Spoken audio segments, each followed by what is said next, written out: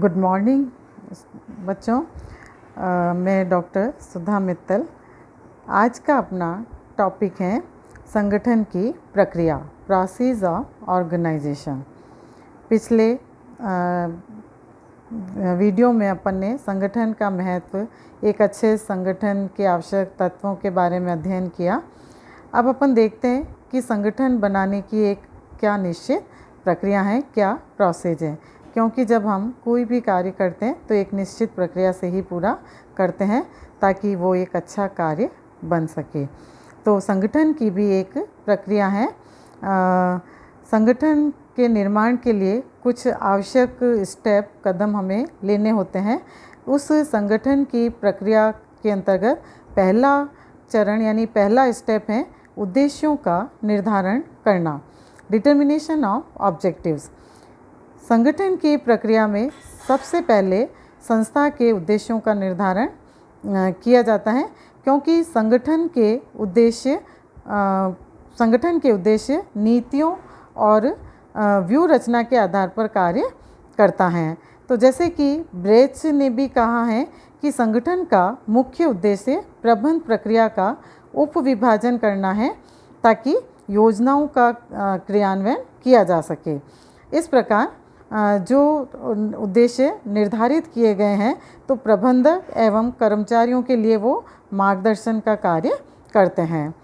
Second step है क्रियाओं का निर्धारण करना, डिटर्मिनेशन ऑफ एक्टिविटी। किसी भी संस्था के अंतर्गत या उपक्रम के उद्देश्यों की पूर्ति करने के लिए विभिन्न प्रकार की क्रियाओं का निर्धारण किया जाता है। तो संगठन की प्रक्रिया का दूसरा कदम क्या है? क्रियाओं का निर्धारण करना, कौन कौन से कार्य संगठन में किए जाएंगे। इसके अंतर्गत संपूर्ण प्रबंधकीय एवं क्रियात्मक कार्य छोटे छोटे कार्यों के अंतर्गत यानी उप क्रियाओं में विभाजित किए जाते हैं और उन कार्य की प्रकृति, उद्देश्य एवं उनमें निहित दायित्वों को ध्यान में रखकर विभाजित किया जाता है।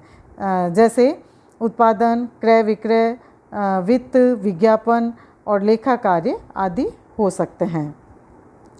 थर्ड स्टेप है क्रियाओं का समूहीकरण, ग्रुपिंग ऑफ एक्टिविटीज़। संगठन प्रक्रिया के आवश्यक जो चरण हैं, कदम हैं, उन आवश्यक कदमों में क्रियाओं का निर्धारण, वर्गीकरण करने के पश्चात इनका श्रेणी या समूहीकरण किया जाता है। तो इसके लिए समान प्रकृति एवं परस्पर संबंधित क्रियाओं को एक श्रेणी में रखा जाता है। जैसे विक्रय, बाजार अनुसंधान, विज्ञापन, पैकिंग या प्रमोशनल टेक्निक्स, विक्रय प्रशिक्षण आदि हो सकते हैं। तो इसी प्रकार अन्य क्रियाओं की अन्य श्रेणियां बनाई जा सकती हैं और इस प्रकार क्रियाओं का समूहीकरण, ग्रुपिंग करके विभिन्न विभागों और उप विभागों की स्थापना की जाती है।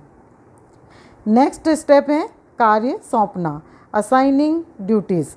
समस्त क्रियाओं का समूहीकरण करने के पश्चात संगठन के विभिन्न व्यक्तियों में उनकी रुचि, ज्ञान, योग्यता और उनकी जो क्षमता है, उनके अनुभव हैं, उनको ध्यान में रखकर उनके कर्तव्य और दायित्व उनको सौंप दिए जाते हैं और यह कार्य विश्लेषण यानी जॉब एनालिसिस और जॉब डिस्क्रिप्शन, कार्य विवरण के आधार पर प्रत्येक कार्य के लिए योग्य व्यक्ति का चयन किया जाता है ताकि कार्य कुशलता से किया जा सके।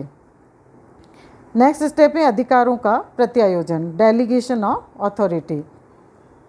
संगठन के विभिन्न व्यक्तियों को उनके कर्तव्य और दायित्व को सौंपने के पश्चात कार्यों का सुचारू रूप से निष्पादन करने के लिए अधिकारों का प्रत्यायोजन करना आवश्यक होता है। कार्यों का प्रत्यायोजन से तात्पर्य है कि अधीनस्थों को यानी विभिन्न कर्मचारियों को जो कार्य उन्हें दिए जाने हैं तो उन कार्यों को उन्हें सौंपना, उनको प्रत्यायोजित करना। लेकिन यहाँ पे ये बात ध्यान में रखी जानी चाहिए कि दायित्वों के अनुरूप ही अधिकारों का प्रत्यायोजन या जो उनके अधिकार हैं उनको सौंपा जाए ताकि दायित्वों को पूरा करने में कठिनाइयों का सामना नहीं करना पड़े। तो संगठन के सभी व्यक्तियों को दायित्वों के अनुरूपी अधिकारों का प्रत्यायोजन करना चाहिए। नेक्स्ट स्टेप है संबंधों का निर्धारण, डिटरमाइनिंग रिलेशनशिप्स।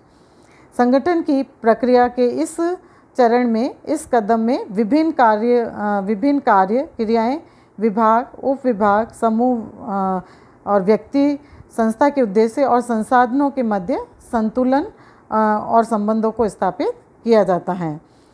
लेकिन इसमें प्रत्येक व्यक्ति को संपूर्ण संगठन के रूप में उसके स्थान यानी प्लेस, विभाग, पदाधिकारियों के साथ स्थापित संबंध, उत्तरदायित्व, वह किसके प्रति उत्तरदायी होगा आदि से अवगत कराना चाहिए, ताकि उपक्रम की क्रियाओं का न केवल सही संचालन होगा बल्कि आदेश की श्रृंखला और प्रबंध की क्रमबद्धता का अनुसरण भी किया जा सकेगा।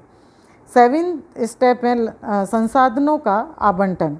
संगठन की प्रक्रिया का ये अंतिम चरण माना जाता है। इस अंतिम कदम में उपक्रम में उपलब्ध भौतिक एवं मानवीय संसाधनों का आवंटन संगठन के सभी स्तरों पर किया जाता है ताकि संस्था के उद्देश्यों की प्राप्ति हो सके।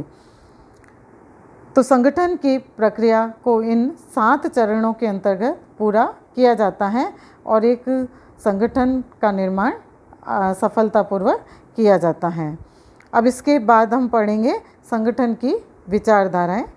धन्यवाद।